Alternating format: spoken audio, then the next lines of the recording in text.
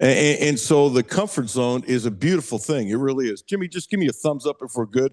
I'm hearing it's very hollow in my ear. So it's my ears, right? I guess I should ask my wife and she'll say, clean your ears out. Is that what you're telling me?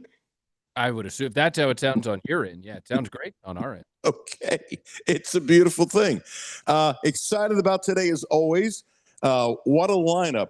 Travis Ford, who's always special, will be joining us on the phone at 12:30. So if you're joining us on the YouTube page, you'll just see a shot of Travis in my pretty face. Boy, is that a lie, my pretty face. And then we're going to start talking a little more baseball. One, I love baseball. Two, we have every pitch of the Reds right here on 1300 AM and 92.5 FM. And Trent Rosecrans will be kind enough to join us. He's I'm going to tease him about this. I've known Trent for a long time, going back to my days in Cincinnati. He's covered the Reds for a long time.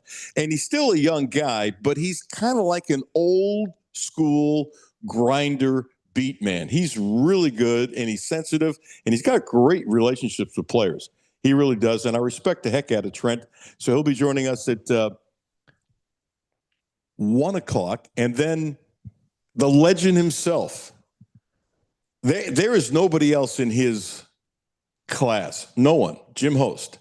At times was maybe the number 2 most powerful person when it comes to the NCAA with everything he did. Not working for the NCAA, deals with the NCAA and all the different teams he owned the rights for, including Kentucky forever, and loves baseball. And I think most people by now know it, because we've said it so many times, but he was a pitcher at Kentucky, made it to the minor leagues, hurt his arm, and it wasn't the same, and he loves baseball. And he and Mingione are very dear friends, and they talk all the time, text all the time. It's been a wonderful relationship for Jim. It's been a wonderful relationship for Mingione, and the baseball team plays their first home game, 4 o'clock today. Nice weather. I'd like to go, but I can't. But I thought about going. I've got too many other things going on, but they play Morehead State. And we don't know exactly how long Tyler Bell is out, and I feel terrible. The young man was a lovely conversation a couple weeks ago. He's got a bad shoulder, and they're not saying how long he's going to be out. There is a fear that it could be quite a while. I'm going to tell you, I don't know. So I'm hoping for the best, and I'm not going to deal with fear. I'm not. Somebody who follows college baseball said it was significant. We will see from there. I don't want to start anything. I'm just telling you, it's not a happy situation. What a great kid. What a great kid. Mazel tov, congratulations to Walker Buehler. He finally got him a deal. You know, it's goofy, and I say this every single year, that I'm amazed all the good players that are left when spring training starts. I really am. Now, look, Buehler has had bad arms. There's no question about it. But when he was healthy, you know, he had about 4 or 5 year period. He was one of the best pitchers in baseball. There's no question about it. And I'm biased because he's local. Obviously, that's why we're talking about it. He's a great guy from Henry Clay. And he got a minor league deal. That part didn't surprise me. Did not surprise me. He got a minor league deal with San Diego. Now, here's what we don't know. We don't know if 5 or 6 teams offered him minor league deals. But when you look at the pitching staff, you can see how much room there is to get to the big league club. This I know. If Walker is healthy, and he's had way too many arm surgeries, if he is healthy, and that includes putting the ball where he wants to put the ball, will he be a big league pitcher again? He will. If he's healthy and he hasn't lost too much velocity, and I don't know where his velocity is now, and I'm rooting like heck for him. Didn't he get the final out for the Dodgers a couple years ago? Yeah. Yeah, and I was a little disappointed that the Dodgers didn't keep him. And so he signed last year with Boston, did not pitch well with Boston, ended up with the Phillies. And you knew he'd be, let's put it this way, out there. So he finally has a deal, and I think that's really cool. Jimmy, I'm going blank. The head coach of Miami, the Red Hawks. Travis something. I complained last week that they were number 24 in the country. And since they're now 24-0, I thought it's stupid. They shouldn't be top 10. I get it. It's a different level than the Southeastern Conference. I get it. They're playing different competition, but I also get that they've won a lot of close games and they've had to be clutch with it. And I think they should keep on moving up. Well, they moved up to number 22. Jimmy, when you get it, let me know. I can picture his face. I've read a lot. Steele, yes. Thank you so much. So, Jimmy, I love these kids. This is like clean stuff. The Red Hawks men's swimming and diving team has been showing up to their basketball games in Speedos, caps, and goggles. And so it's really taken on. Well, he's been asked, will you go on TV if you finish the regular season undefeated on ESPN? He said yes. He said yes. Yeah, Travis Steele used to coach at Xavier. I was just about to say it, but Terrence Greer, who texts me in now and then during this show, you beat me to it. Thank you so much. And he's done a heck of a job. He really has done a heck of a job. And I would imagine there will be JOBS jobs out there for him on a bigger scale. I'll be shocked if he doesn't get another opportunity on a higher level. He deserves it. Now the question is, do you want to stay at Miami and just become huge there? I mean, could I see Kansas State offering the job? I could. Easily I could. Kentucky and Georgia tonight at 9:00, and I'm not going. And Evan Crane at UK has been lovely with me. I'm going to have to revisit it this next year. Jimmy, do not laugh at me, but these 9:00 games are rough on this old body, especially where I have to walk to park my car because I'm not spending $27 to park. And I have to walk, late at night, whatever. And I'm not done preparing for the show after the game, looking at sound and stuff like that. And hopefully not forgetting to send it to Jimmy till 1 a.m. in the morning. And so I'm not going to the game. I had planned on going to the game. I can't imagine Kentucky losing, but anybody can beat anybody, so I shouldn't say that. This was big. Wilkinson, not a household name. Jeremiah Wilkinson, he's a sophomore. He's their leading scorer. He's been out for a couple games, averaging 17 points a game. He will be playing tonight.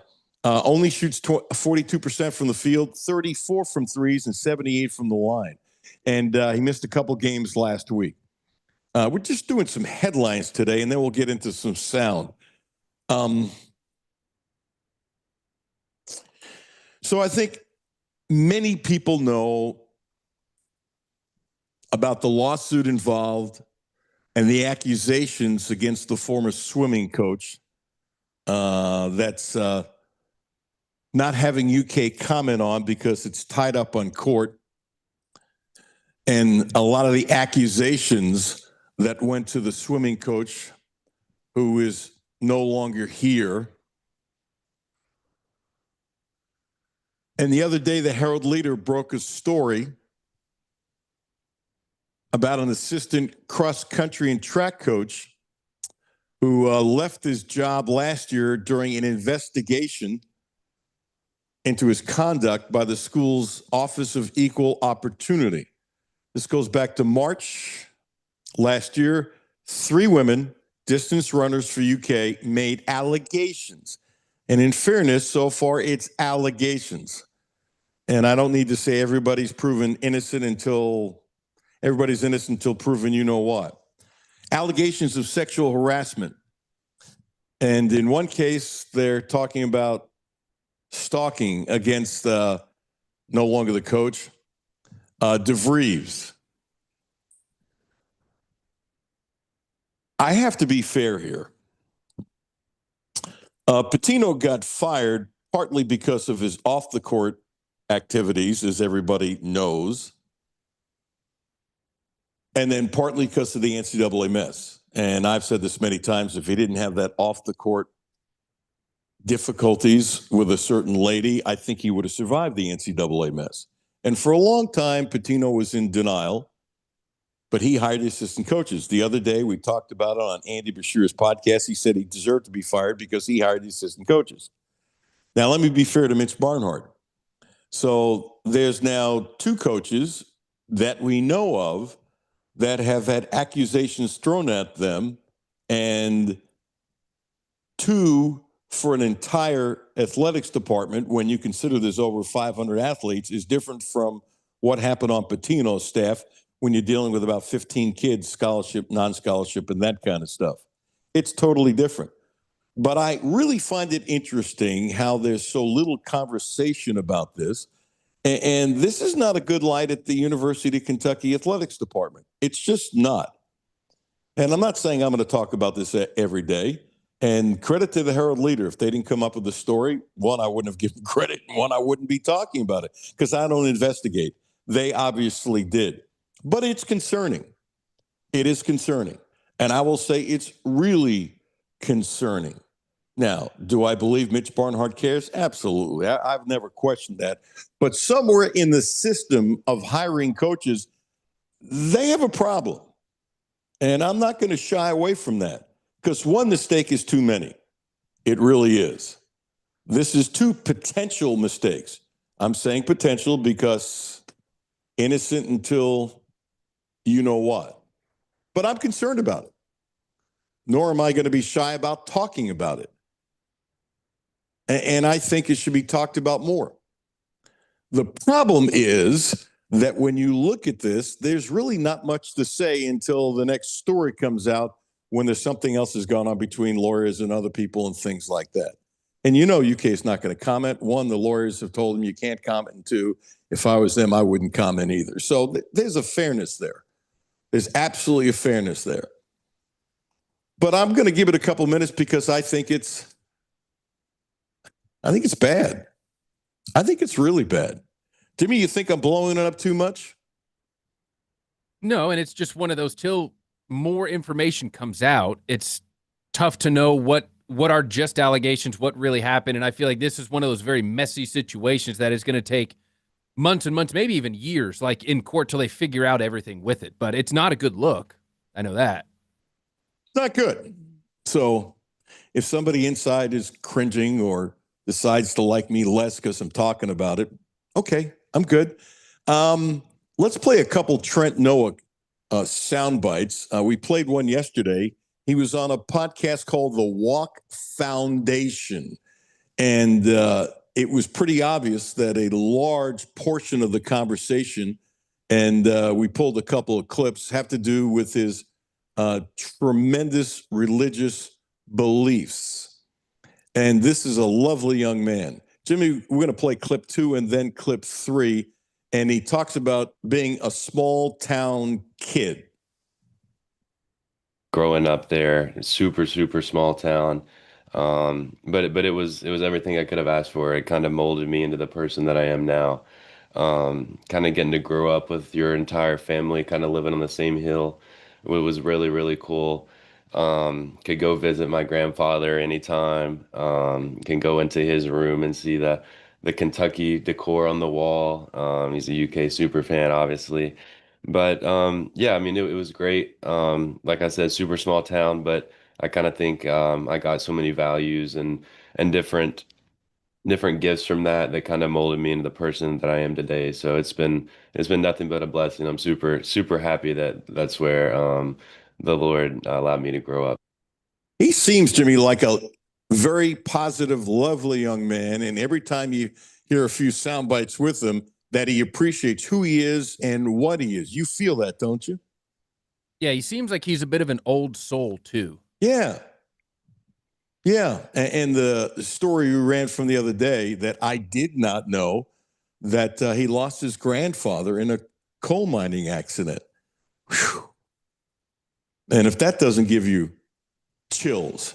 Kentucky's played 25 games. He's only played 20. He started in 3. He's averaging 11 minutes a game.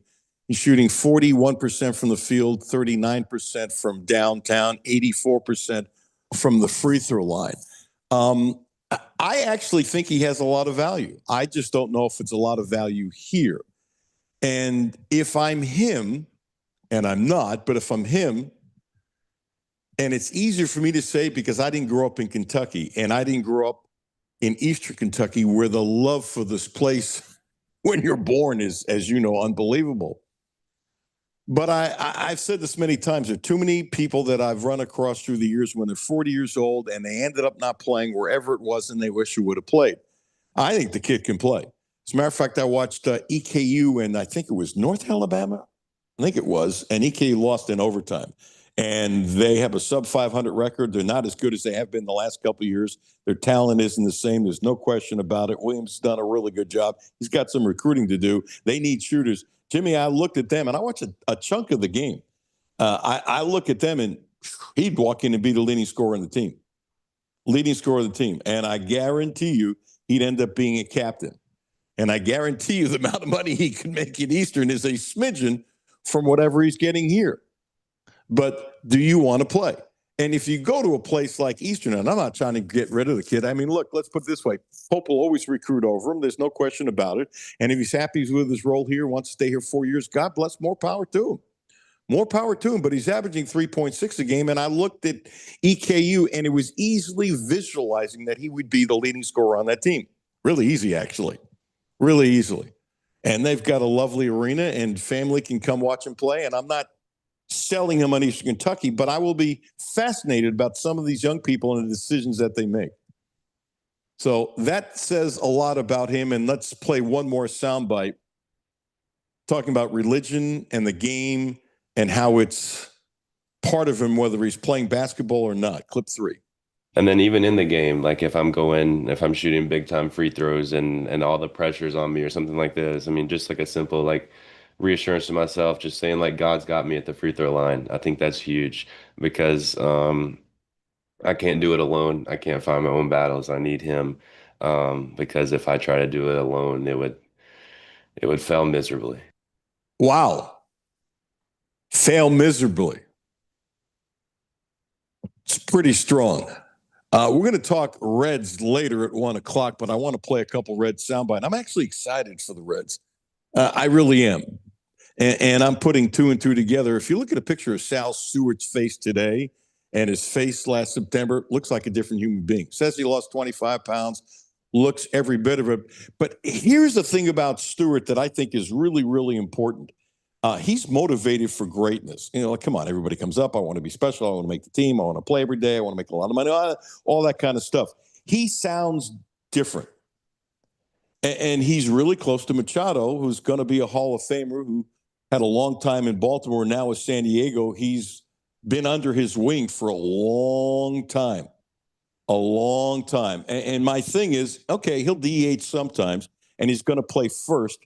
And the Reds just signed Lowe, who's a great first baseman whose numbers dipped last year. And I was surprised he was without a job. He's Gold Glove first baseman. And could I see him playing in the 8th and 9th inning, getting him an extra at bat here and there for Stewart? I can. Can I see him working with them and making a better first baseman? I can. I'm not sure he's going to make the team or not. And another guy I was surprised that was out there. I really thought he would have had a job a month or two ago, not for big money or anything like that. But, you know, as a veteran guy, you know, he's played on a World Series team. He's a leader. He grew up in that Tampa Bay organization, and you need people like that in your clubhouse. You do. Plus, he can play. He can play.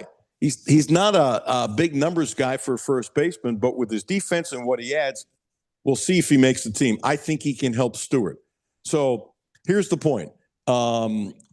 Jimmy, there are 2 sound bites. Play the one that's ROI, Rookie of the Year. This kid is so motivated. He's not just looking at making the team. He's got a specific goal that he puts right in front of him about being Rookie of the Year. Rookie of the Year. Mm-hmm. Is that anywhere on your radar as a thought, a goal? Yeah, I mean, I never want to look for individual accolades. I'm always want the team accolades.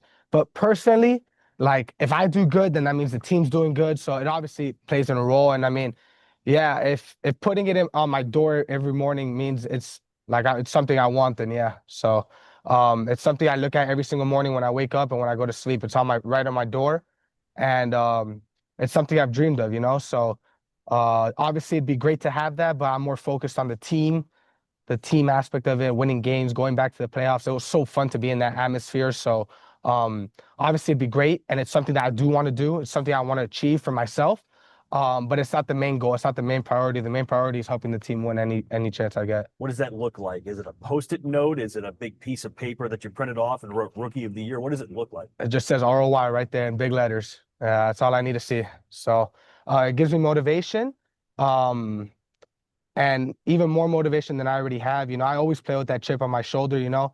when I got drafted, there was a lot of question marks, like, oh, is that the right guy? Can he even play defense? There's a lot, and I always carry that on my shoulders. So that's what makes me who I am, and this just continues to add fuel to the fire. But like I said before, that's something that would be great, but it's not my ultimate goal. My ultimate goal is to help the team win and make the playoffs. So I'm excited for that.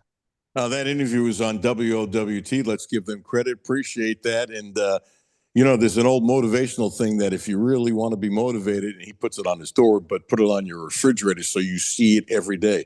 This is a very motivated person. And with all the talk about the Reds, I'm going to talk to C. Trent Rosecrans about it at 1 o'clock. With all the talk about the Reds needing a hitter, I'm not saying it wouldn't have been nice to get somebody else that got Suarez. But I think this kid is going to hit 25 home runs this year. And if McLean is healthy, he's going to hit 20 home runs next year. And if Steers' shoulder is healthy, he's going to hit 20 to 25 home runs. And Martez in right field, I can easily see him hitting 25 home runs. And Stevenson should hit 15 plus. The point is this, and if Hayes hits more than 10, that'd be a beautiful thing. But the point is this, I think hitting-wise, you can say with every team, if they're healthy. But I think team-wise, I think they'll be better at hitting than a lot of people think. I really do. Now, if a bunch of guys get hurt, what are you going to do? A bunch of guys get hurt. It's just the way it ends. Let's throw some numbers out tonight. Georgia's kind of an interesting team. They score better than Kentucky. They average 90 points a game. They block more shots than Kentucky. 6.6 to Kentucky's 4.8. They are doing a better job stealing the ball. Just smidgen under 1.5 more.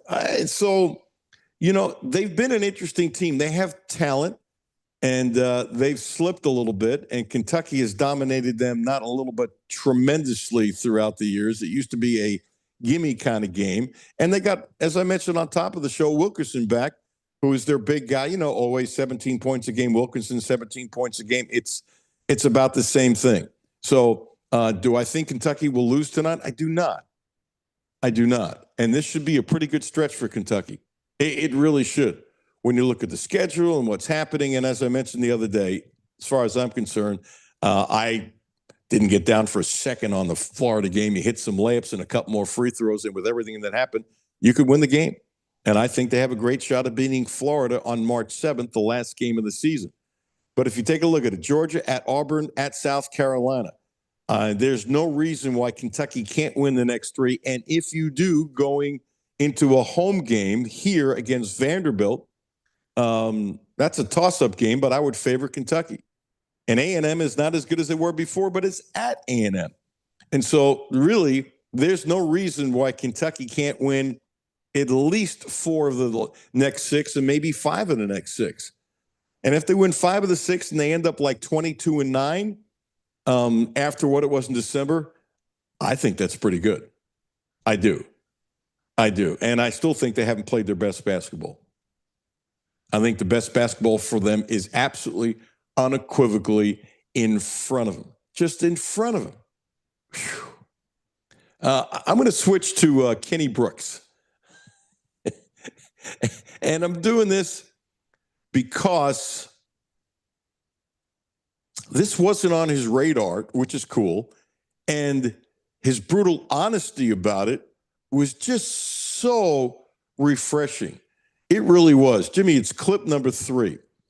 And one of the main reasons, well, they had a 19-0 run against Ole Miss, and Ole Miss made a run back. When you look at the stats at the end of the game, they had 22 points off turnovers. That's a ton. And it was just about the entire difference in the game. And so somebody asked the question, it's obvious. Hey, Kenny, I really love this answer, Jimmy, because you don't get this very often. So you had 22 points off turnovers. Why do you think he had 22 points off turnovers? I don't know. Yeah, I don't know. I'm an analytical person to a certain point, but I think it stops when it's reading stuff like that.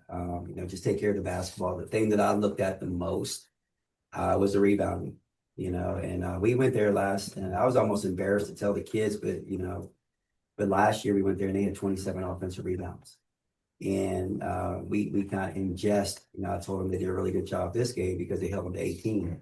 So that was an improvement. But you have to understand your opponent. You have to understand the situation. And I'm not dodging your question, but this one's probably more important to me. What I was thinking about, it just looked like they had like 115 offensive rebounds today, and a lot of it came during the second half when they had a level of desperation. A level of desperation, Jimmy. How often do you have a coach say, I don't know, for a question like that? And I love it. And by the way, Kenny Brooks is a really smart guy. It just wasn't on his radar. Instead of saying, I need to look at the tape or make up some cockamamie answer. See, when a coach does that, nobody needs to defend Kenny Brooks being smart. He's a really smart coach, and he's got his own style. And I respect, him as a coach a lot, as he's working with his young ladies. But Jimmy, I'm not saying it's the best answer of the year. Let's not get stupid here. But isn't that lovely to hear a coach say these words? I don't know. I feel like within the course of a game, especially with a weird stat like that, that kind of just is the honest answer. There's sometimes in sports within a game where things happen, you just go, I don't know. I could, like you said, you could make up some kind of excuse, not an excuse, but have some sort of reason. But there are some times in a game as a coach or a player, you just go, I don't know. Weird things happen. Yeah. Is that an okay answer? I'm watching this thing, and I got a big smile on my face. I'm almost tickled by it. And maybe it's because there's a BS meter. Can I say BS? There's a BS meter on coaches and stuff like that. And he's going, yeah, I don't know. And he's not going to give you some cockamamie made up answer. I thought it was terrific. I didn't ask Chip's permission, but this is so innocuous. I'm sure it's okay. And if not, I'll ask him and then I'll apologize. So he went to watch Scott County because they played against his school, Henry Clay, last night, and went with his son. And he says this about Sean Woods. He said, Sean did a great job with very little talent. They ended up losing, but really, really performed well given a lack of talent.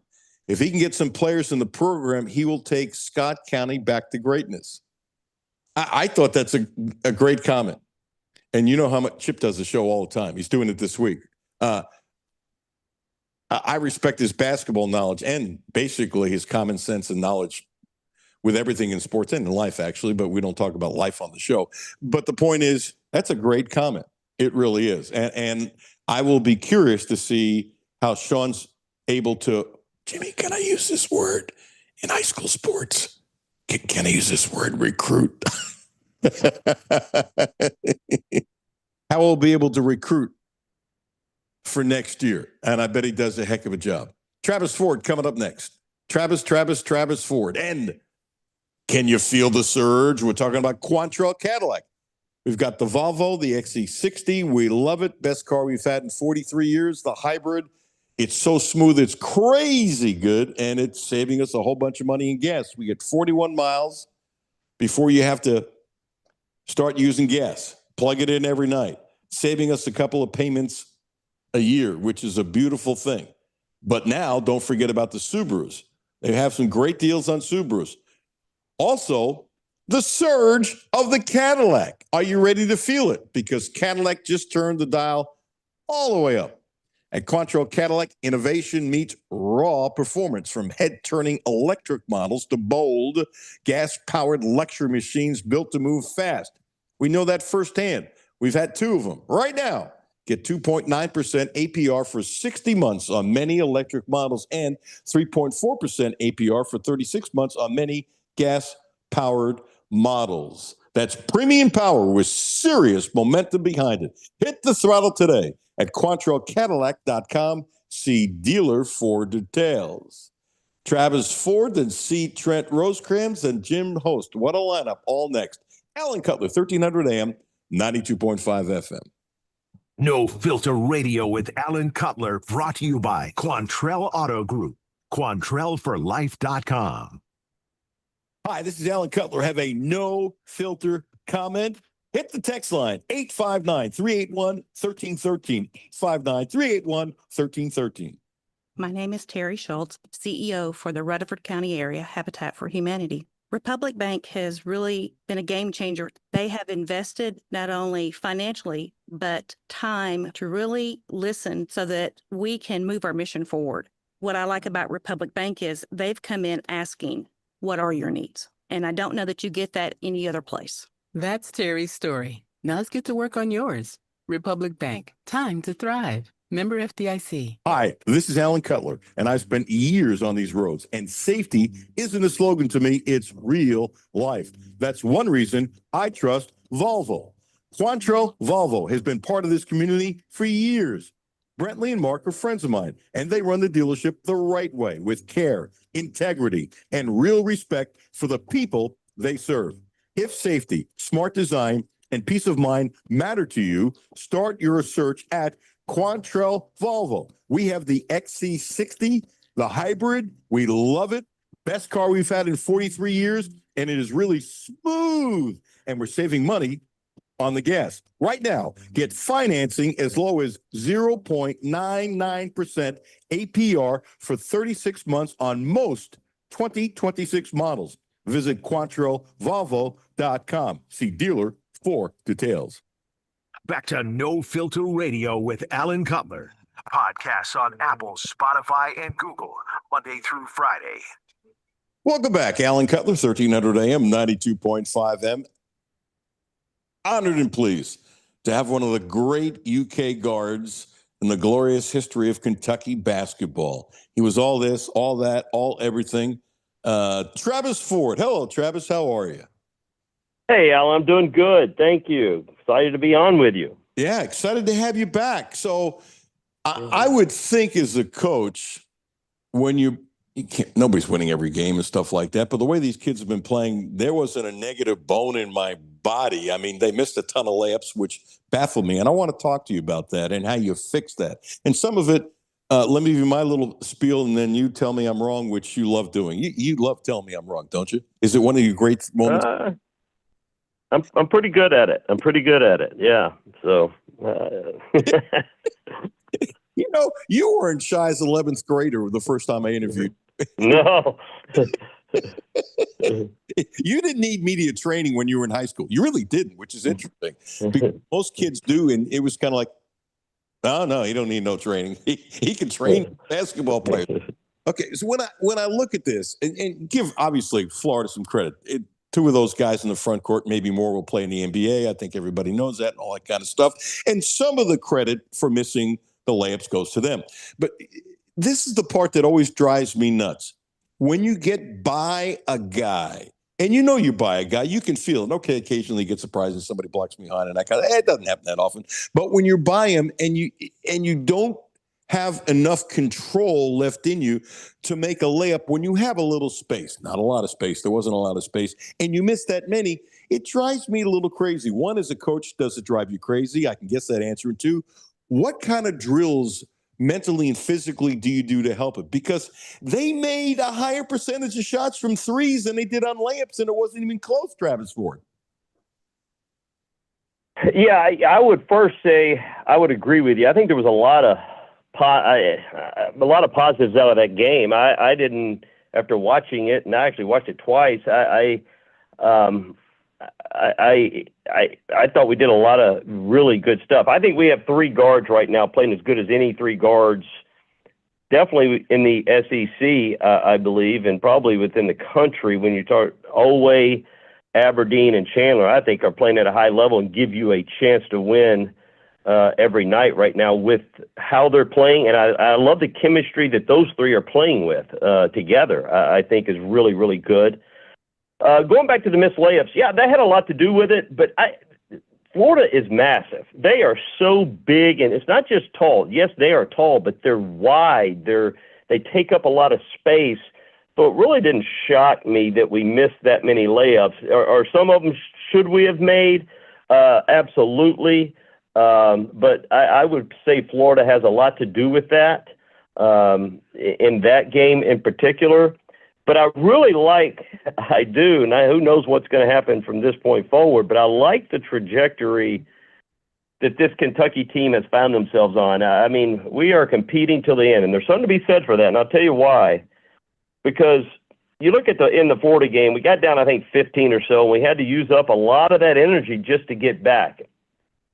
We continue to play well. We're going to be using that energy to either extend a lead Or maybe if you're down 5, we can use that energy to go down 5 to go up 7 or 8, rather than we found ourselves a lot this season when we get down having to use all the energy just to get back in the game. And we do that. And we do. We have shown that we can do that and not just come all the way back from a 17, 20-point deficit. We found that we can win. But I think we're going to see that as we continue to go forward, we're not going to be in those big deficits, I don't think, but we're going to be able to use that energy that they have found, that competitiveness and togetherness that they're using to really, I think, win a lot of ball games as you head down the stretch here. So when you look at this, and I agree with what you said, but it's not like I was expecting Kentucky to make 70% of their layups or something like that. I think it's reasonable, since they average 55%, to at least do that. You know, if they hit 4 or 5 more layups and a couple free throws, they got a shot at winning the game. So I credit Florida too. I really do. As you said, they're not just tall, but they're thick. They're men. They got men that put on like 20 pounds. It looks like a different athlete, and his confidence with the ball underneath has increased exponentially. And he's really smart. I mean, he's going to be a hell of a pro. And I think his best days are in front of him. I'm guessing you feel the same way too.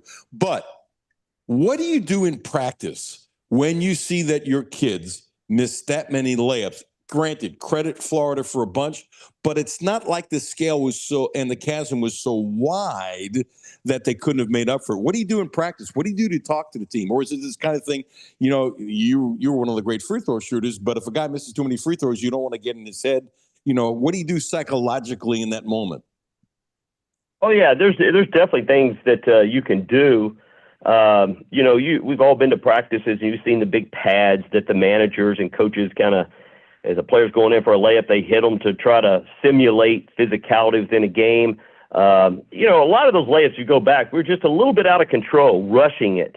Gather yourself, play off 2 feet, the old school jump stop, I think would help a lot. But gathering yourself, and a lot of times you either, you know, making a layup is great, absolutely, but as a coach, we used to keep stats on the bench of how many layups. We had so many shots that we wanted to get within 3 feet of the basket. And on the other side, we obviously wanted to eliminate those shots for our opponent. And we kept stats. We talked about it at halftime all the time, like how many layups and, you know, things like that. And, you know, it's when you're missing a lot of layups, it can be very deflating. And you saw that. But making a close shot is great, but a lot of times if you can't make it, you need to at least get fouled if you're there. So when you play off 2 feet, off a jump stop, use your shot face, different things to gather yourself, get under control to make the layup or to get fouled. You need to come out of it with something when you get the ball within 2 to 3 feet of the basket. You got to get something out of it. Travis, I've never been so disappointed in you as I am right now. As he goes, where's Cutler coming from now? I agree with you with the fouls, but referees don't call very many fouls, and you can't rely upon it. But you're absolutely right. You know, at least get to the line in that situation, or maybe go towards contact, which Kentucky gets, I don't do. But sorry for the sarcasm there, Travis. But I know you're shocked. So how much is it talking to the kids, and how much is it pounding in drills? I think it's pounding drills, using the pads, put on those game situations. You know, you can look and then show them on film, obviously, and I'm sure they did. They probably went through all the different missed layups that they had, and then you can simulate those in practice. You can literally look at, is there something, is there a type shot that we're getting that we're having trouble with around the rim or whatever it may be, but you can definitely work on it. There's no question you can work on it and get better at it. And it's actually not hard to do as far as simulating it. You're going to tell me I'm talking out of both sides of my mouth. Always been great. Everybody knows that since he got healthy and turned it on and got confidence. But I don't know if he's playing too many minutes at 37 minutes, especially because he's such a good defensive player. To blame him for the loss is stupid. I'm not suggesting it. There's no innuendos. But he was 4 of 14.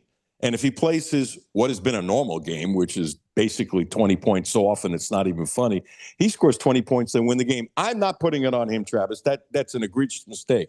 But if he hits a couple of those layups, doesn't that become infectious from a positive point of view as a leader and the best player, not only the team, but in the conference? I think the way it's going to work out, doesn't that uplift everybody? Is that putting too much weight on his shoulders? Am I not being fair? I think you're not being fair to an extent because, yeah, of course we want him to make every shot. He's going to have some tough games, as any player is going to have. But I think at the level he's playing at right now, he's playing like the player of the year in the league. I mean, that's definitely what he's playing like. I think he's doing a great job of leading the team. But you're going to have some games where you're going to miss layups. That's why it's a team game. You need somebody else to pick it up and that gives you a chance to win the game.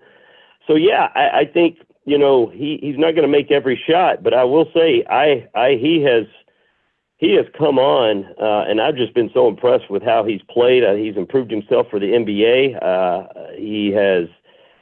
He's proven himself again, as we all knew, preseason player of the year. Now he's really, really playing like it. So, yeah, I think it's a lot to ask because I think he still was playing hard. I think he was defending. I think he was, still engaged, even though he's missing shots.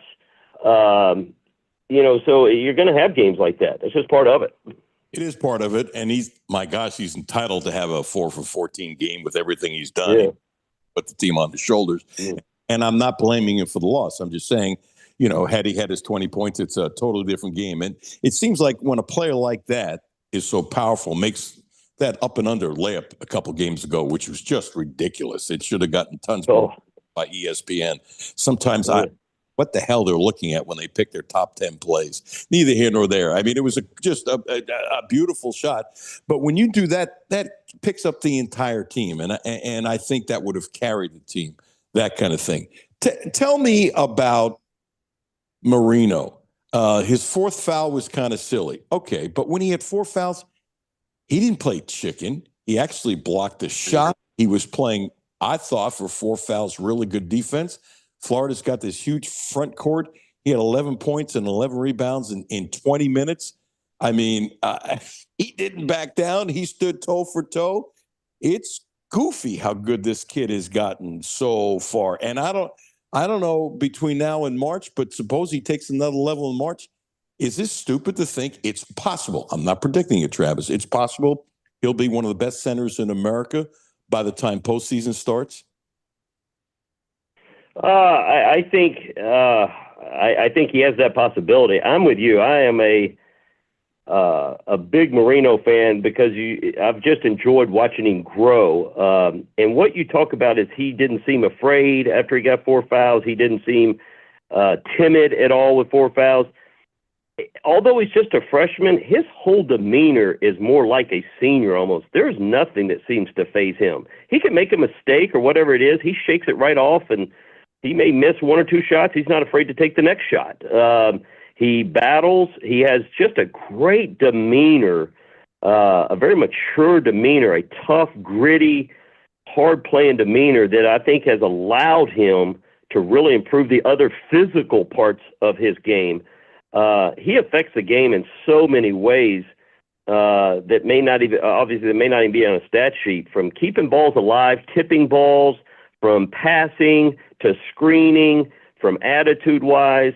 By the end of the season, can he be one of the best big men and could be? I think by next season, not only will he be one of the top big men in the country, I think you'll see him be taking 2 to 3 threes a game.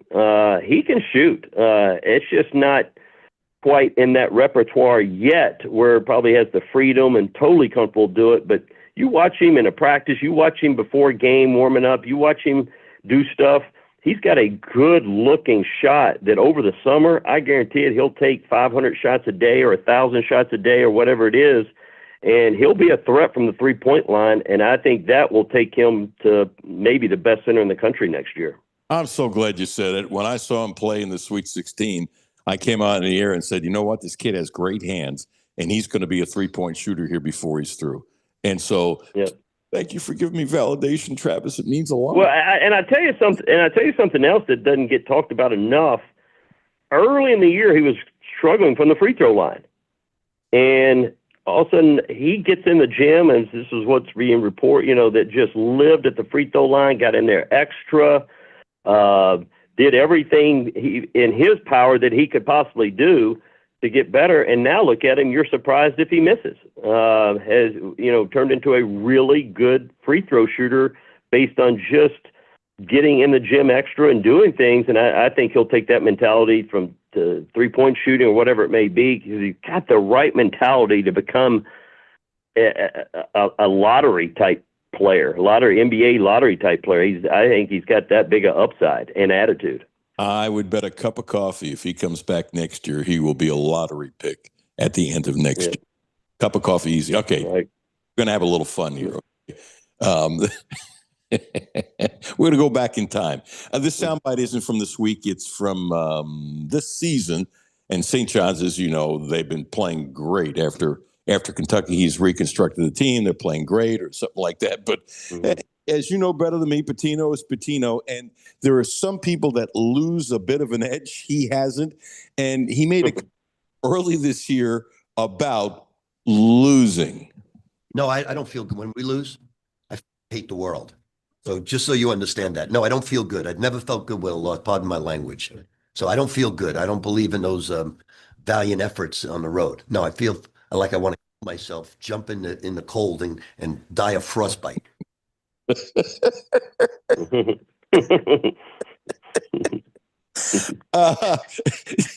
After, you guys didn't lose very many games, so that was good. But no. Were there times, and there's more to this, but we'll take this layer by layer, were there some times he would just go as nuts as everyone has told me after a certain loss?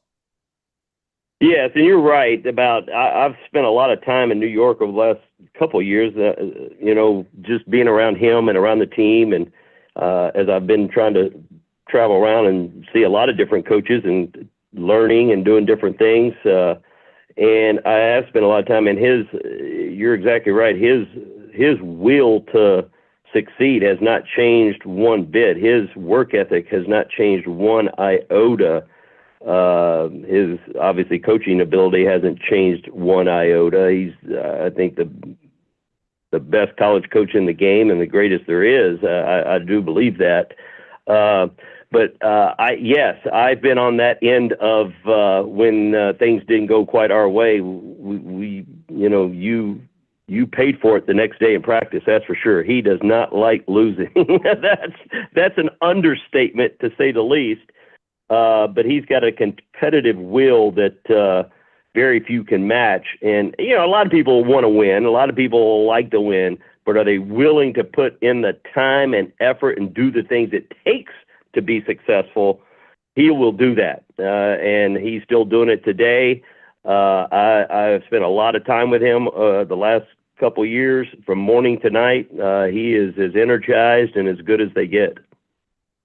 Can you remember the toughest thing you suffered through in practice the next day after one of those L's that you can share? Oh no, the biggest way he's notorious for long practices, things like that. Even before the 20-hour rule came in, was on, especially during Christmas time when there was no school. It was very common for us to have 3 practices a day, and then you come back at night and shoot free throws, and it wasn't just going out and like running for conditioning's sake. It was just hard physical practice. That he's obviously a very detailed person. You don't get away with anything in practice. One mistake, you're going to hear it. And he may, if you make a mistake or two, he may send you on the treadmill, and then that gets tiring and different things like that. But you were so conditioned to facing adversity through practice and how hard they were that games seemed easy, and that's what he was trying to accomplish, I think. But not only did he make you physically stronger, he made you mentally stronger by how hard he pushed you. Not everybody could handle it. It's not for everybody. But But if you listen to him and you can take his coaching and hard coaching and it's not always hard. I mean, but if you can take it, you'll come out better on the other end as a player and as a person. Jonathan Davis told a funny story the other day. He says, it wasn't just if you lost. He said there was a game we won. He was so off at a film session at 12 o'clock, midnight. Oh, yeah. Oh, yes. Oh, yes. Oh, yes. I can feel you nodding. Yes, you lived through it. Okay, so this is where I was from.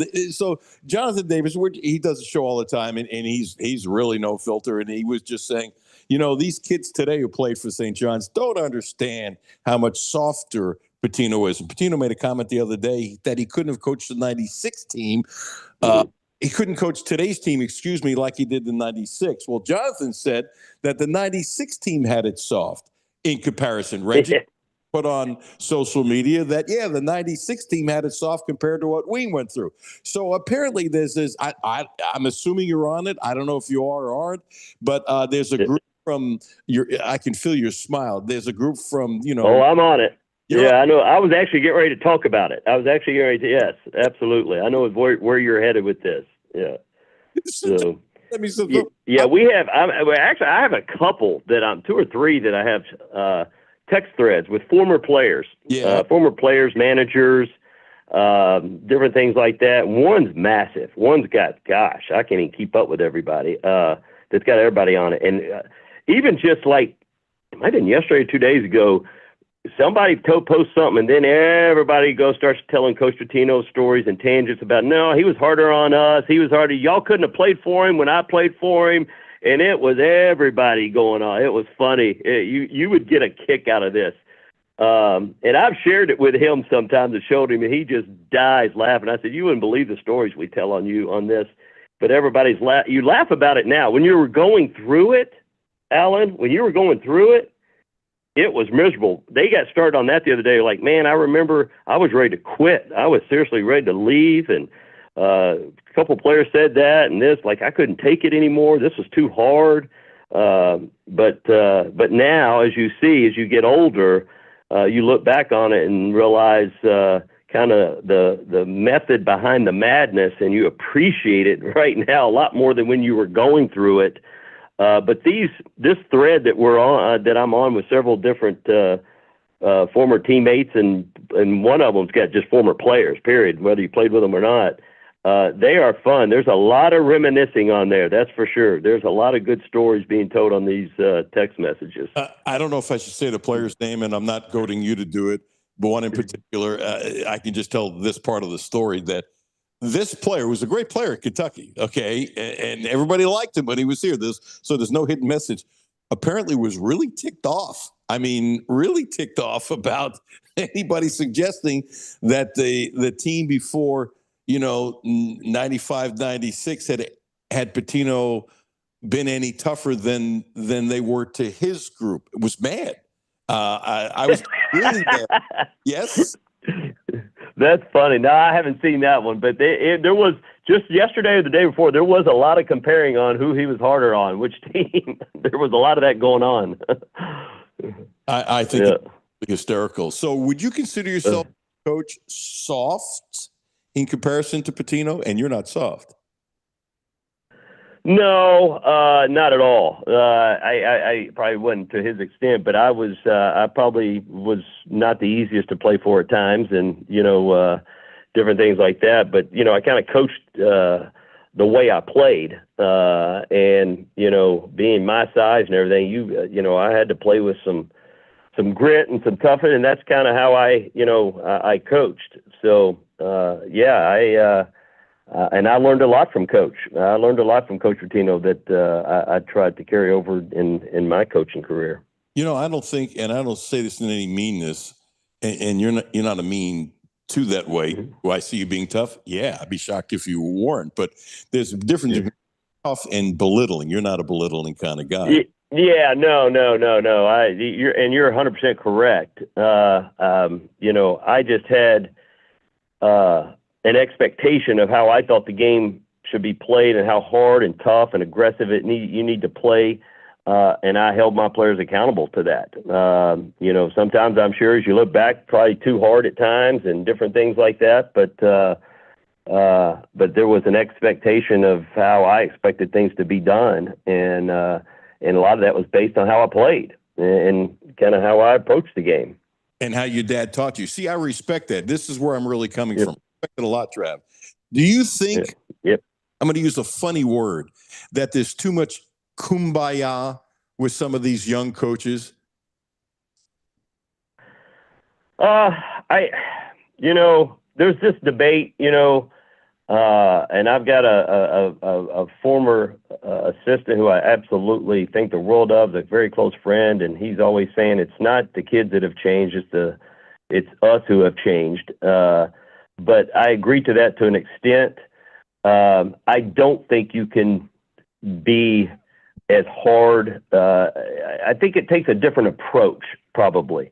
Do I think it's too much kumbaya? Some people, yes. Some people, no. I mean, I think it's both sides. I think you got to find that fine line to where whoever you're leading, and I'm not going to say player, because whoever you're leading, whoever that may be, that they respect you, they respond to you, and they also need to be having some fun. And you got to do that while having expectations of this is how we're going to do it, and we're going to do it this way. But you have to have it's more of a fine line, I think, but it can't be all kumbaya, and it can't be all just hard nosed the whole time. It's that fine line, I think, as I just said, where you get the people you're leading to respect you, to respond to you, and make sure they're having fun so they continue to do those two things for you.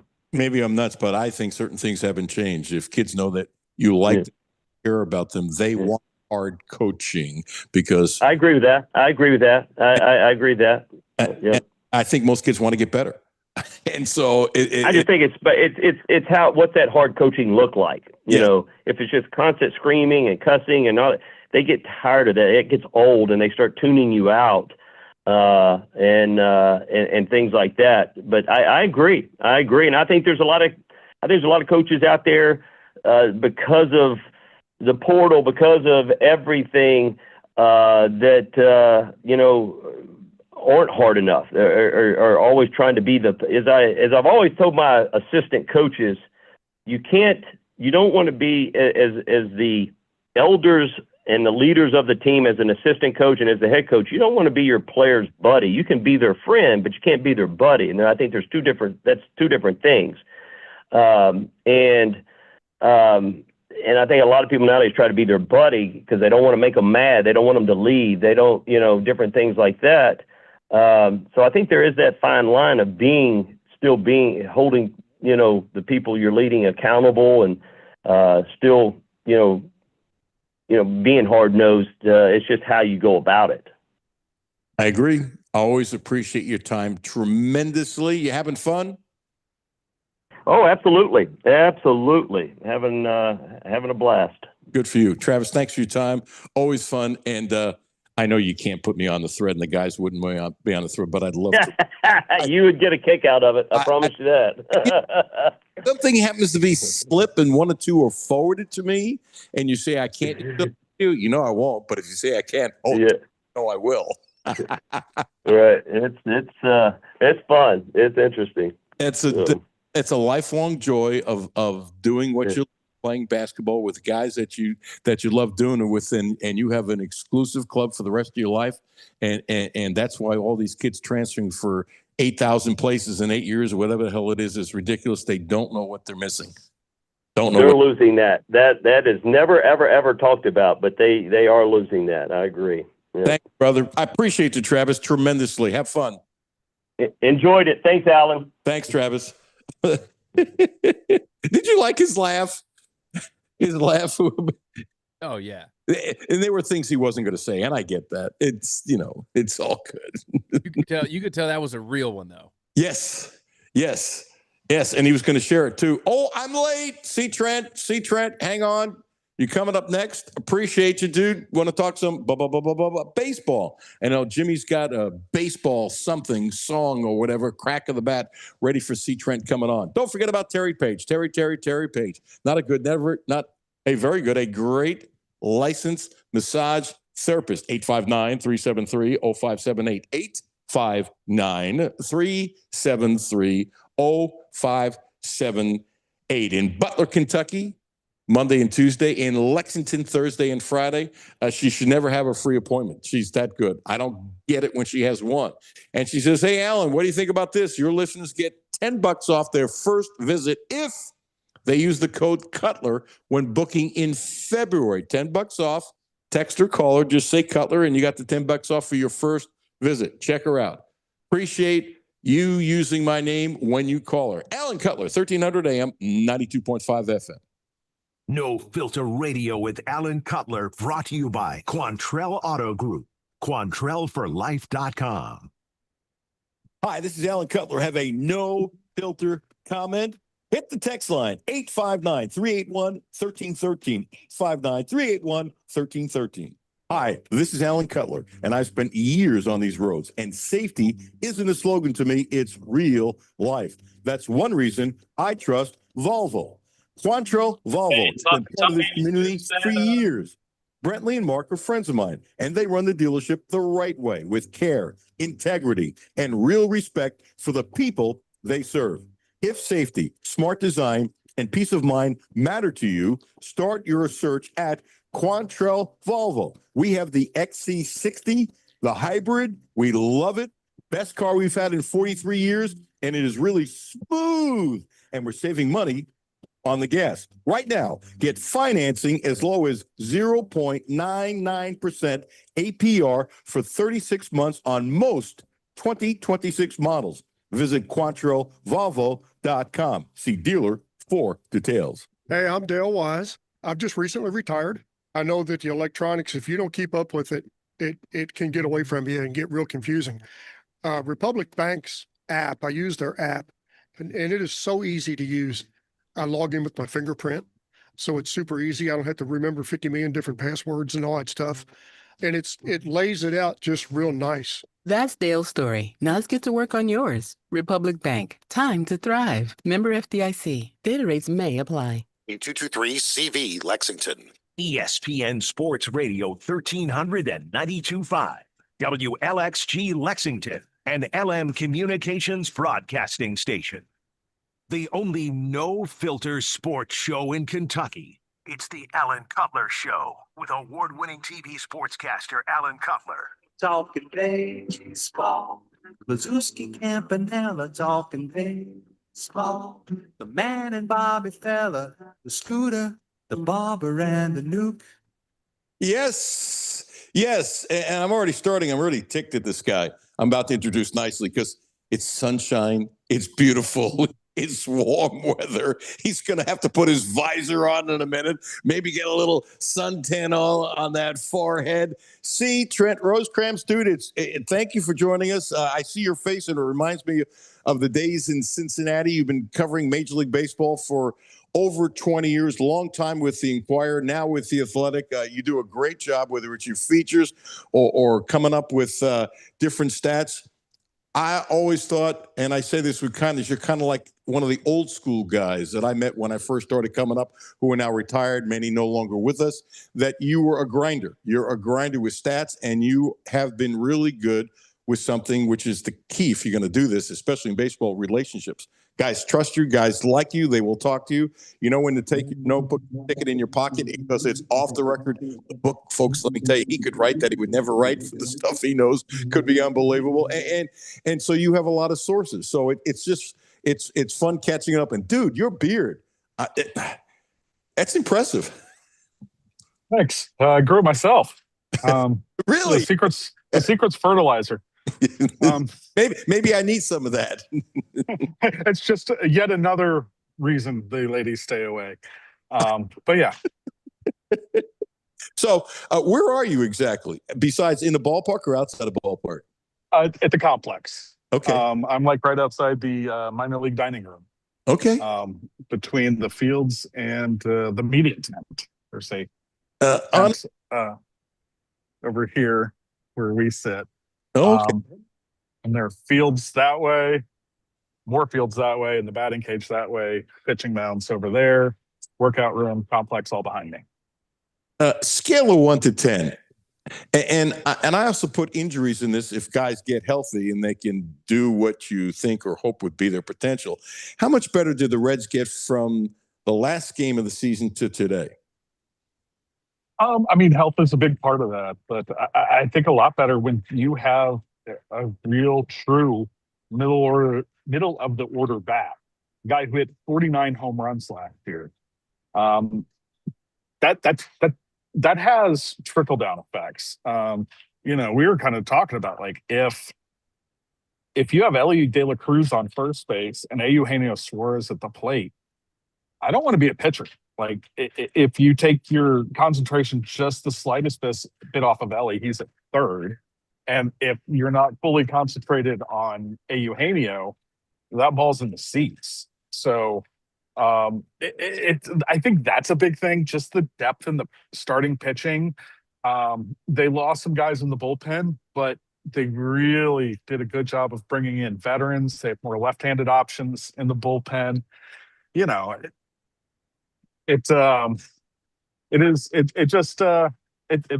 a better team. And you look at it, if you have a bounce back year by Matt McClain, which I'm a big believer in Matt McClain, that's a really dangerous lineup. If you go Friedel, McClain, De La Cruz, and then Gino, you have Sal Stewart in there, Spencer Steer. I really like what they did. They didn't make over the team, but they just took the weak spots and addressed them. And I think that's huge. I think they have a lot of guys going to hit over 20 home runs. A lot of guys. And I think Suarez might buy Ellie dinner a couple times because of all the extra fastballs he's going to have to see, because you don't want him stealing second base standing up on a curveball. And we know what Gino can do to a fastball. And so, yeah, it's good stuff, man. So I'm excited for the season. I think it should be fun. There's some good feel around camp. There will be injuries, but there's really not that many to speak of right now. You have a non-roster lefty, Valdez, who's shut down right now, and Christian Encarnacion Strand is slowed down. And that's it. That's the injury report. And wow, yeah, that's huge. I look at the starting staff, and in the old days, as you know, at times guys who were good enough for the major leagues, but numbers games, they used to at times, and with young players, stick them in the bullpen until there was a spot. Could they add value to the bullpen? Because there's a couple of pretty good starters that aren't going to make the team, and add it to the bullpen to make it better. You think they're going to stock up and have a wonderful, not that anybody cares, a wonderful starting staff in Louisville? It's going to be mostly in Louisville because you want those guys built up. There will be pitching injuries. It's a little bit different now. Back in the day, like when you're talking about, like, I'm trying to think of a good example of Sandy Koufax in the bullpen or whatever, going way back. But like that was because starters went longer, and starters, you didn't have the IL, you didn't have the arm injuries that you have today because of the all-out throwing, max effort, all these things. So you're going to have starters going down, and a real strength of this team beyond their starting five is their Louisville starting five, because all those guys have options. It's going to be the fifth starter position is going to be probably, if everything stays the same, it's either Louder, Burns, or Williamson. Well, that means two of those are at the front of your rotation in Louisville. Then you have Julian Aguiar, another guy with big league time. You have Chase Petty, a top prospect, a young guy who has a taste of the big leagues. And then Jose Franco is really the only guy that you look at as a guy who hasn't pitched in the big leagues among that group. And when you have when you have five guys there, it really takes some pressure off, because when someone gets hurt, and somebody will get hurt, somebody will have something, they'll go on the IL. When that happens, you don't have to like struggle. You're going like, okay, well, we need a starter Tuesday. Okay, that is Williamson's day. We feel comfortable with Williamson. Just come up here, go on regular rest. And that in today's game is so important. You can never have too much starting pitching. It's just, as a wise man once told me, pitching, pitching, pitching. I wonder what happened to that guy. This is morbid because I love baseball too. Right now, if I had a crystal ball, and you're tons more inside than me, that there's going to be no baseball in 2027. I hate to bring that up, but I'm very curious of your opinion because of your knowledge, and you're there. Yeah, and today was even more interesting with Tony Clark's resignation. Did you see it coming, by the way? I knew there was the investigation in New York going on. So I wouldn't say I was surprised that it happened today, but I wasn't shocked that it happened. Explain what that makes sense. Explain what you know about the investigation. You know, it is basically improper use of funds from the players' union, and I'm not 100% sure on it. Evan Trellick of the Athletic, who I work with, is so good at this kind of stuff. So I'm kind of waiting to read what Evan has to write, and then I will know more. I'm just kind of staying in my lane at this moment. So I don't want to speak too much about it because I just knew it was kind of coming, or there was something there. But I wasn't in the weeds about it just because we have a guy who takes care of that. So makes sense. You know, leave it to the experts, and that's Drells. Drells is amazing. See, Trent Rosecrans is trying enough to join us. So, you know, I look at it this way. To me, there's no way the players will ever give in to have a salary cap. Yes or no? Correct. I'm with you on that one. So if the owners say salary cap or we're locking the doors, because that's as obvious as the nose on my face. Because if you can fix that argument, I think the other stuff you can debate and argue and whatever, they can fix it.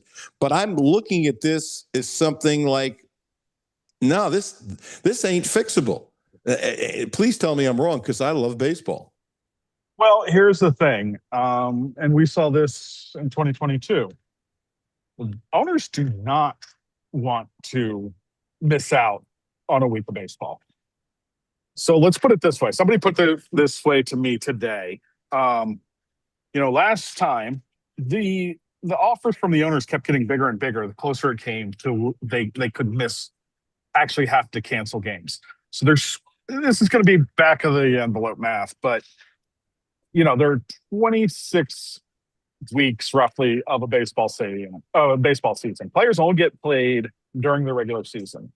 So if a player misses a week of games, each player is going to miss out on 1/26 of their pay. If the owners miss out, and this is what, a $13 billion industry, well, that's $500 million of revenue that they're missing out on. So as much as the players don't want to miss games, have games taken away and miss that money, the owners have more of an onus to get something done.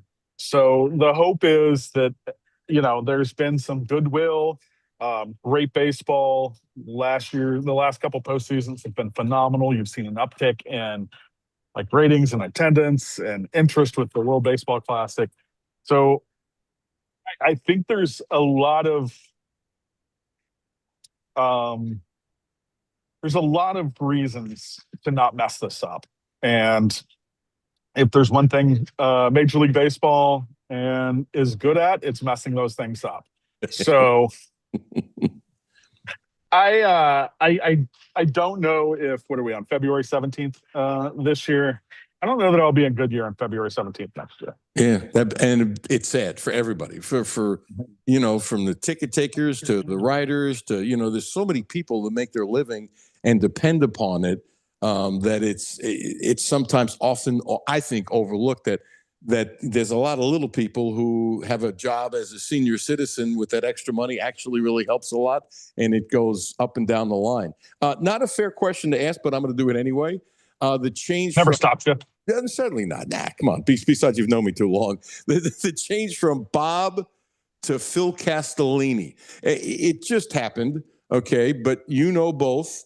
And do you see any marketed change in the way the organization is run? Vis-a-vis, will they spend more money? I think that's the first thing fans ask for. Do you see a change? You see it being consistent? Is there more money there that the elder Castellini didn't want to spend, or was he just playing it close to the vest? Or how do you look at the ownership change and what your crystal ball can see? 3-5 years from now. There are some differences. I will say this about Bob Castellini. I know Bob Castellini wants the Cincinnati Reds to win, and he cares about the product on the field. I know that's not the narrative, but knowing Bob, heck, I remember the year they lost 100 games. Talking to him before the last game of the season, they're at 99 wins or losses. And he's like, how we doing? I'm like, yeah, he's like, got a big one today. And I was like, Bob, there's no difference between 99 losses and 100 losses. He goes, yeah, there is. Want to win today. But he also wants to win on opening day. He wants to win every day. It's about winning. That doesn't always, translate into pocketbook. But Bob is a very big interest in winning. And we'll see with Phil. We just don't know. Obviously, a lot of his public comments thus far have not been what you'd like the last couple of years, but this has been a transition that's been in the works for a while.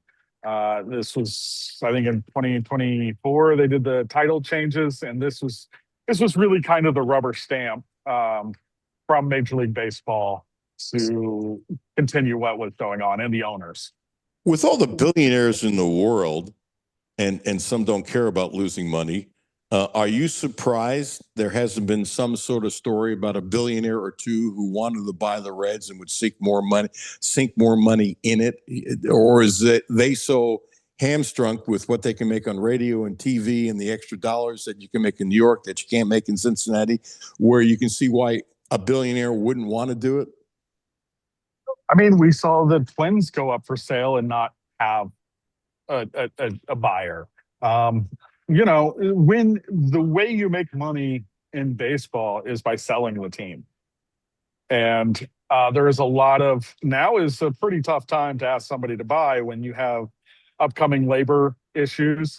You have the end of cable TV, and you have new TV deals on the horizon.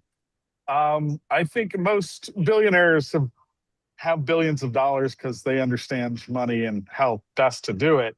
And there's so much uncertainty right now that I don't know how good of an investment it is. And you're going to see how much that is. Funny thing about rich people, they always seem to want more money. I wouldn't know. Yeah, me either. Well, I've talked to them. They seem to be doing all right. But yeah, so I just don't know that there's a Steve Cohen that wants to come in and buy the Cincinnati Reds. If there is, we'll see. I don't know who that is, and and I don't know who that would be. That would be so dedicated to being in Cincinnati, and so yeah, there's a lot of questions, and I just don't have a great answer for you. Fair or not fair? On paper, the Reds look like the team to beat for second place in their division. Yeah, maybe. I think the Cubs are the favorite. And then the Brewers they've kind of gotten Matt Arnold and his crew have done such a great job over there. They've almost gotten that Rays thing where like you just don't quite understand what they're doing, but they understand and they're smarter than you. So you always give them the benefit of the doubt because they've earned it. But yeah, I would say that I think this is probably the second most talented roster, and maybe even first. Interesting. I've been calling them the Tampa Bay of the National League for a few years now, and it's amazing how well they do when they ship off like Peralta to some place in New York that's kind of a big league city. When they ship off a player, they normally do a really good job with picking the prospects that they get in return, because you've seen a million trades. Well, these are highly rated prospects. Well, great. They're suspects until they play, and a lot of them don't turn out. They have done, not perfect, but they have done a really nice job with the players that they've picked when they decide to trade a player before that last year, because they can be smart and get more for giving up that year, but helping their future. Yeah, definitely. They've done a hell of a job. I mean, that's just the bottom line. The Milwaukee Brewers are a really, really good organization, and give a lot of credit to Matt Arnold, the president of baseball operations there. It's kind of fun. He and Nick Kroll came up together. These guys have been friends for a long time. Matt was I believe Matt was an intern with the Reds one year. So it's interesting. Baseball's a small world. Yes. But yeah, they've done a hell of a job over there. The last one, the power of Francona. Now that he's here a second year, but I look at the clips are online all the time, part doing the show, part my love for baseball, whatever. But it seemed like he totally quickly changed the culture, and the guys in the clubhouse, you tell me if I'm wrong, really bought in. And I do think that has to do with getting a few more wins. Do these guys love him as much as they say and appreciate him as much as they say, or is there a little hot air in there, honestly? No, they do appreciate him quite a bit. And he has the one thing that he brings that is tough to have is instant credibility. And when you have the rings that he has, you have the names that he has, you have the players that he's had, instant credibility. And I didn't think there was that huge of a change in the culture. I thought the culture had been built up to where it needed to be. And then, we saw it kind of go from the builder to the caretaker, or the guy, I think David Bell did a really good job building this foundation and helping these young kids feel comfortable, figure out who they were. And then Tito is the guy that can take it to the next level. And I see it more as a continuation as opposed to a complete change of what they were doing. There is a really good vibe in camp. There was last year too, and there was the year before. This is a team that's got some talent, young talent. And when you have a Hall of Fame manager, he's not looking to prove anything. He's just doing the job. I'm really glad you said about Bell. From the outside, I like Bell as a manager now. Do I think Francona is better? Yes. But when you got rid of Bell, I didn't know. Maybe you did. I wasn't smart enough to know they can get Francona. And my concern as a fan / reporter, commentator, whatever the heck I am, I don't know what I am, that they would end up bringing somebody that wasn't as good as Bell, because I respected Bell from the outside. I mean, he's born to do it. From going back to Gus in the 1950s, a hell of a right fielder to whatever. I mean, he was born to do it, and he seemed calm with the media, but knew how to handle people. And I thought there were too many people knocking him towards the end, but that was me. David is a good man, a good baseball man, a good baseball person. But beyond that, he is a very good man, a good person. I am glad I've gotten to know him, and I respect him very much. Sorry, one more. I got to ask you this. What are they lacking?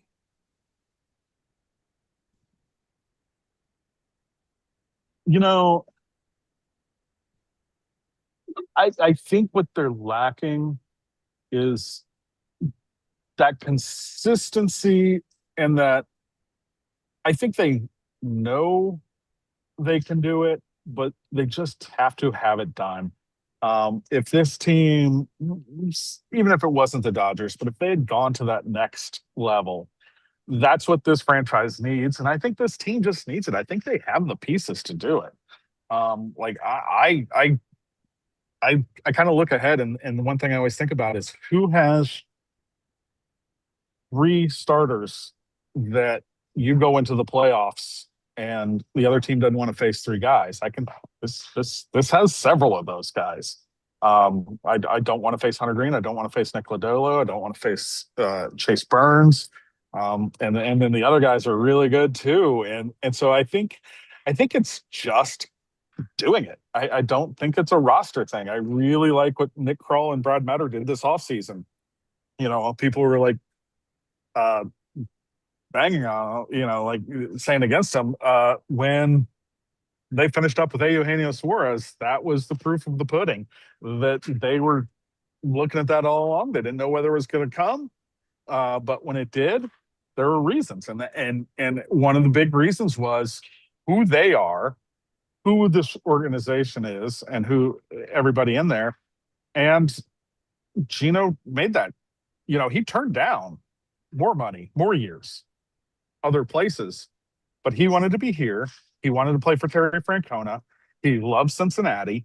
I I just think it couldn't have gone better. He had 49 home runs last year. He's, both he and Kyle Schwarber are north of 30. But Kyle Schwarber got paid 10 times more for 5 times the years. And when you're talking about somebody north of 30, in baseball, not in life, you're talking about diminishing returns each year. That's 5-year deal. I think Kyle Schwarber would have been really good for the Reds for a couple of years, but the end of that contract could have been really, really hard and really expensive. I agree. And, if De La Cruz is healthy, he could hit 35 and steal 60 bases. So it's a totally different team. I mean, he could go 50-50. He goes 50, and Suarez has the year he can have. McClain is healthy. They can win the division. Oh, they can win more than the division if they do that. Yeah. It's there's a lot of ifs, but this is a team that is a pretty solid team. I like them. Thank you so much. Appreciate your time, dude. Jealous as heck. For your sake, I hope there's no strike. And you are a joy and credit. You're kind of like an old soul who's now a different generation and doing what you do and how you do it. And I appreciate it because there aren't enough people doing it the way you do it. Well, thank you. And I just looked it up. It will be 1 degree warmer tomorrow. The high is 1 degree higher in Lexington than Goodyear tomorrow. So really? Yep. Huh. Well, getting a cold front here, Cut Man. Okay. Yeah, but you need suntan on your forehead. I don't. I need a hat. So, hey, bless you. Thanks for giving me so much time. I appreciate you. You do a great job. And maybe a couple times during the year, if you can squeeze some time, great. If you're too busy, I understand. You got my number. Okay. Thank you, C. Trent. Bless you, man. See you, brother. Yeah, man. Jimmy, he's really good. He's been really good since I met him. He's got that old school approach. He reminds me of some guys, literally, as I said, they're no longer with us, but we're grinders. And he loves the game. And he's got great relationship with players and stuff like that, players and owners and stuff like that. Here's the word. Here's the word that's missing, not totally missing in comparison. And I hate to be the old fogey that says good old days. There isn't enough trust between the media and a lot of players' administrations. And he's a guy that has trust. And I got to tell you, if the players don't trust you, you ain't going to get much, especially in baseball when you're around them all the time. And there's a line of trying to be your friend and trying to ask good questions. And also by the same token, too, knowing when you have to look the other way or knowing when somebody tells you off the record and it's off the record and you're not using it. Jim Host, the great Jim Host, coming up next. Honored and pleased. Oh, you know what? I just made a mistake because Jim does not like it if I'm late, and I am. So, Jim, I'm already apologizing to you, even though you're not on yet. Alan Cutler, 1300 AM, 92.5 FM. No Filter Radio with Alan Cutler, brought to you by Quantrell Auto Group.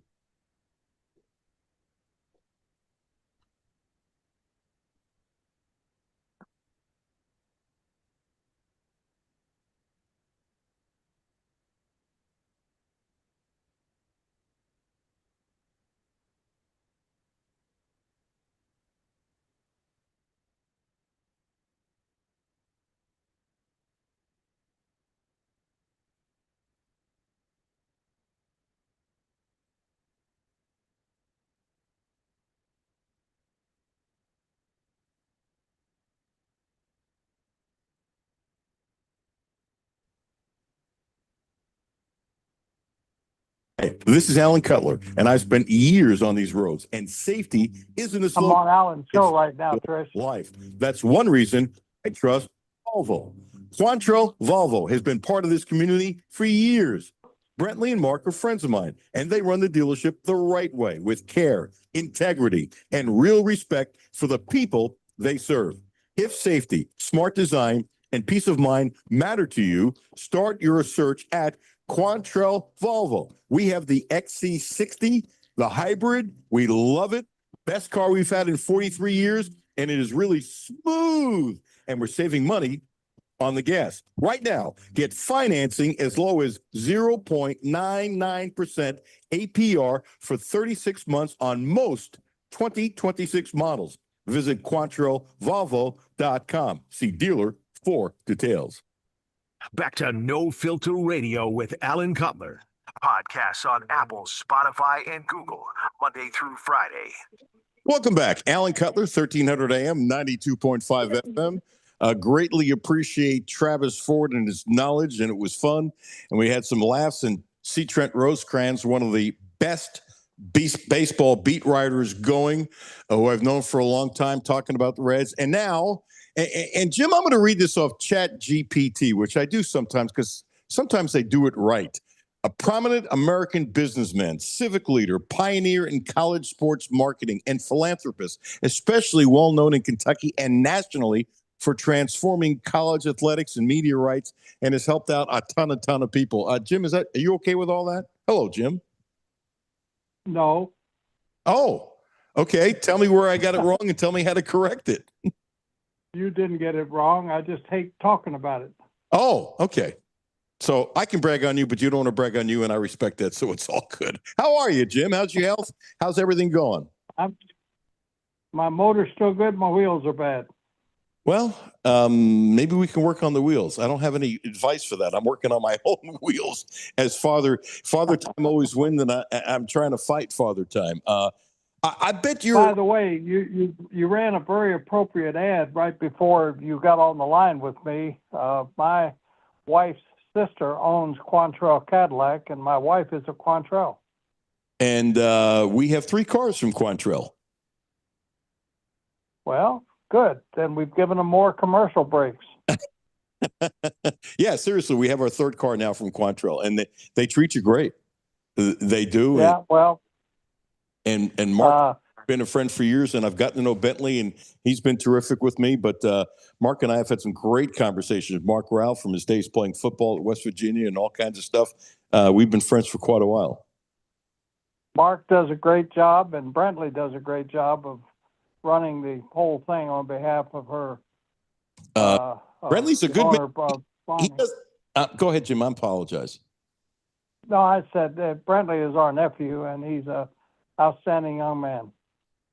And he doesn't come across with an ego like, hi, I'm running the place. He seems, when I've dealt with him, a very down to earth and very smart. Yeah, he is. And he's done a great job running the dealership since Bonnie turned it over to him. And he's doing a great job with it. And I'm glad to, I know one thing, I know their service has dramatically improved since we've been taking our car in. So it's really working well. Now, let's get on to what you called me about. Yeah, I'm going to do the obvious first. Since they're playing their first home game today, as excited as you are with baseball and as sad as you are about Tyler Bell, we did a conversation with him a couple weeks ago. What a great young man.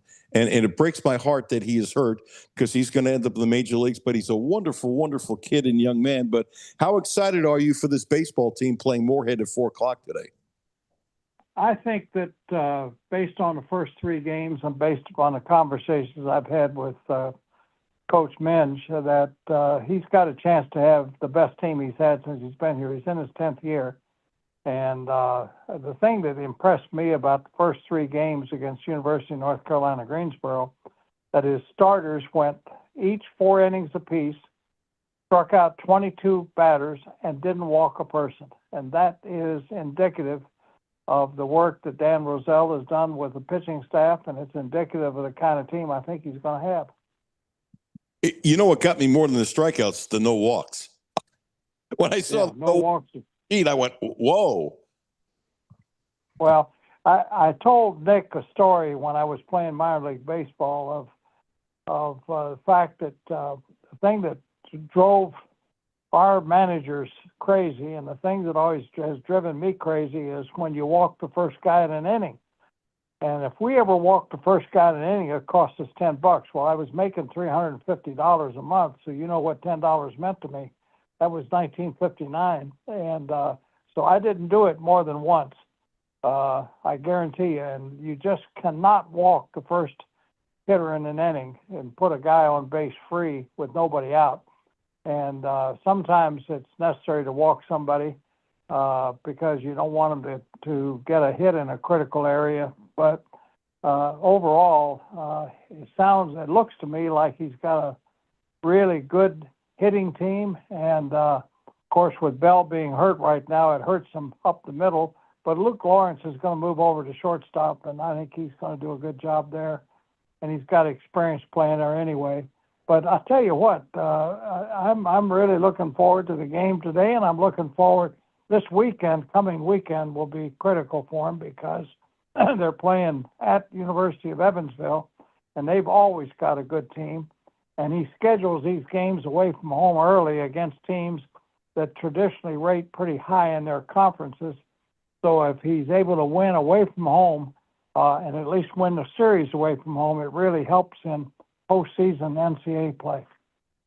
Well, I'm excited. One of the players, maybe it was Bell, in our conversation said that what Minge has been telling the team, we have the talent to make the World Series.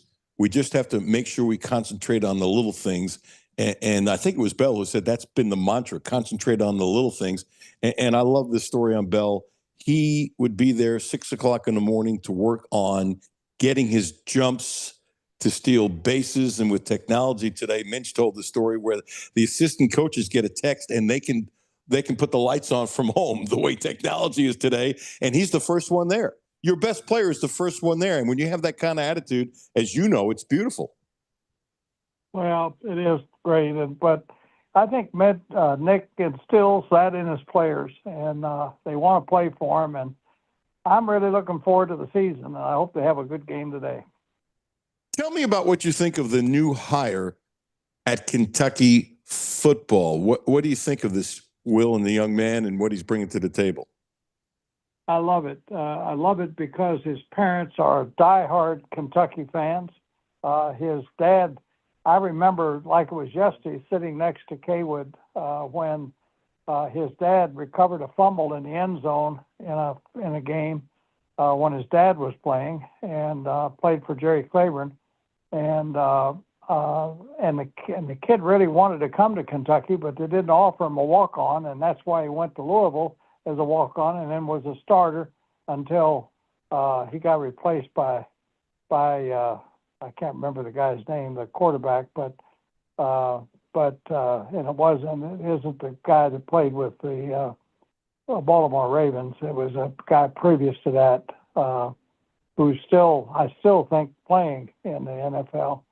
But anyway, his mother continued to wear a Kentucky jersey, Kentucky sweatshirt in her baking shop in Louisville while he was starting for the University of Louisville. So they've always been very loyal UK people, and he obviously grew up coming to UK football games, and so I'm excited for him. I have not met him personally myself, but Tom Leach, who I talk to all the time, tells me that he is really taken to he really likes him. He really likes the way he's going at his job. He really likes the communication he's already established with him. So all systems are go, it appears to me.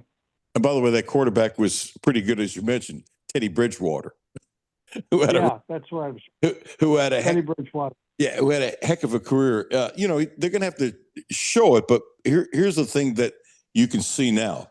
The enthusiasm from Stein, it's very contagious. I think it was desperately needed.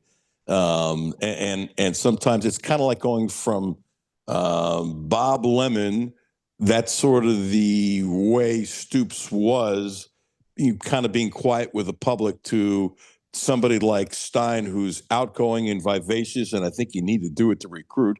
And it's pretty obvious so far that they are recruiting like crazy, and we'll see what they do.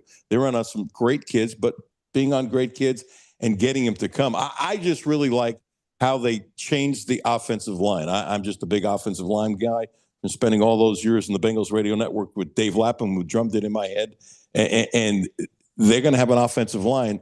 I don't know if it's going to be the best of any of the blue walls, but it's going to be pretty good. And you can't play football with offensive line. I just like what he's done. Now we'll see what happens in the fall. Well, the transfer portal people that he's bringing in and the ones he's recruited still only rank close to the bottom of all the rest of the SEC, even though it's been an outstanding recruiting job. So it just tells you how difficult it is to play in the SEC. Tell me about basketball. One of the things I think Pope deserves credit. He's had to make a lot of adjustments on this team, and they're not playing the way he would like with a lot of three-point shooting and stuff like that. But the kids he recruited aren't really able to do the style he wants, but he's adjusted and changed. Any coach that had changed and you get some success, I always applaud it. He deserves some credit from taking this when it was pretty down to improving it. Now we'll see what happens. I think they might have still not have played their best ball. Well, here's what I predict for the rest of the year. He's got 3 games at home and 3 games away, and all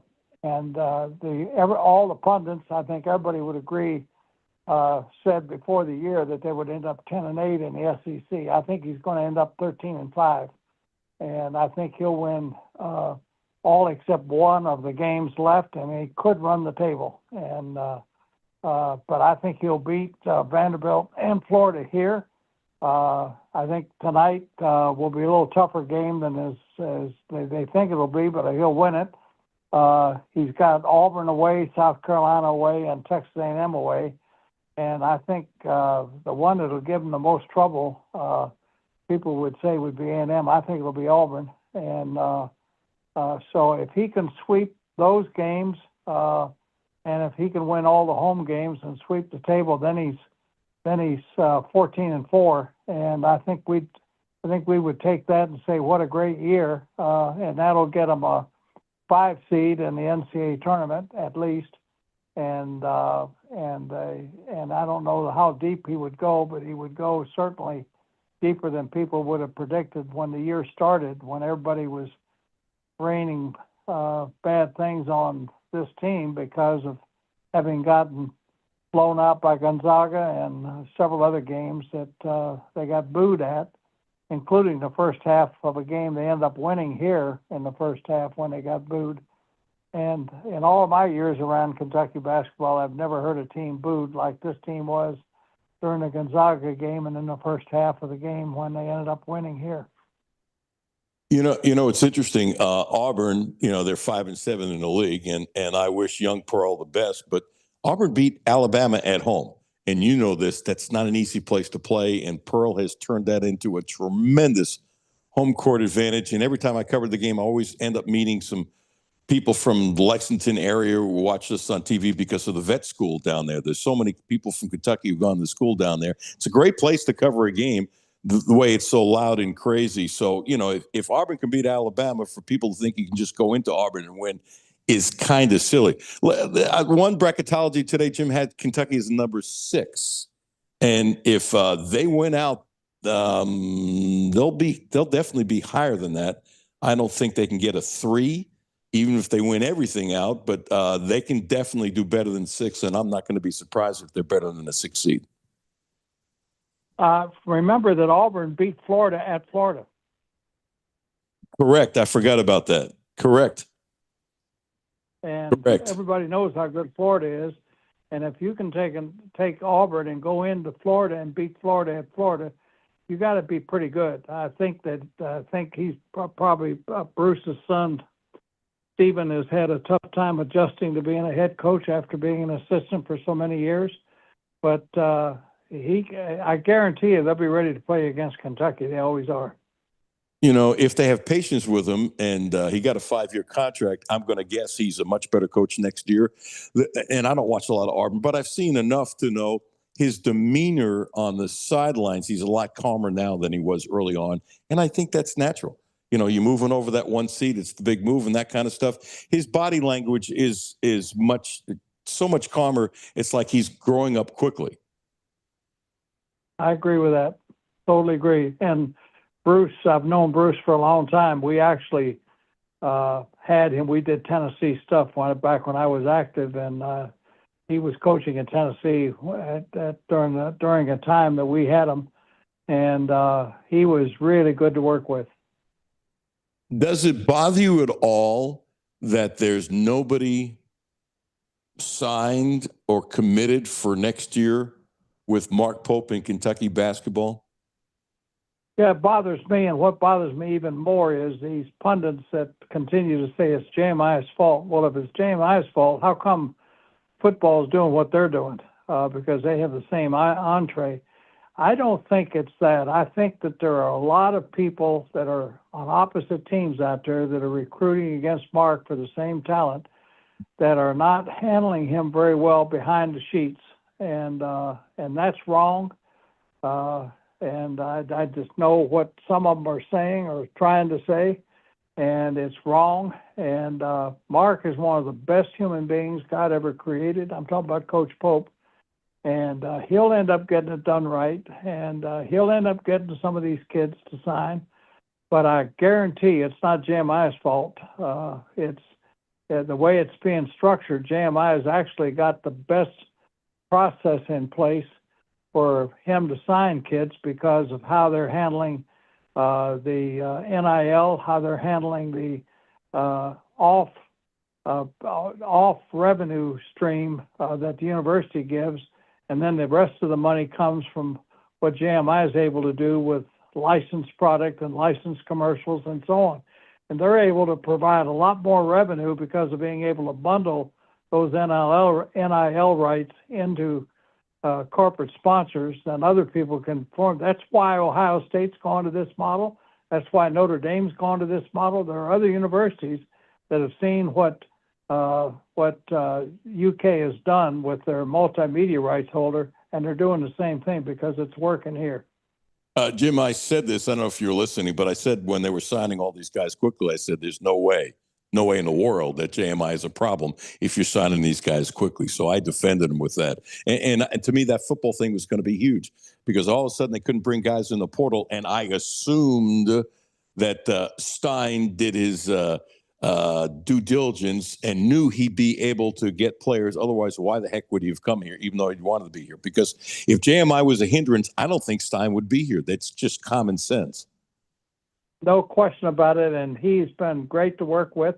And Mark Pope is great to work with. He'll get it done. It's the issue there is you've got a lot less people that are competing for the same talent, and the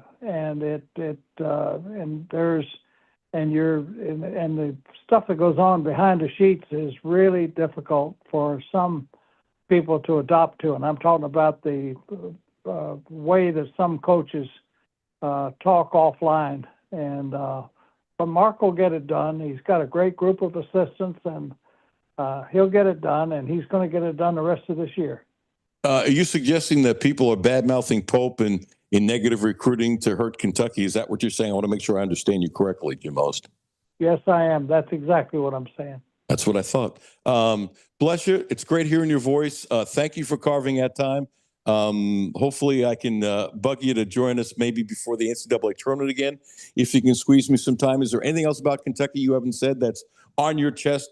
I've got about a minute on your chest that you want to share. If not, I'm going to say 2 words and thank you.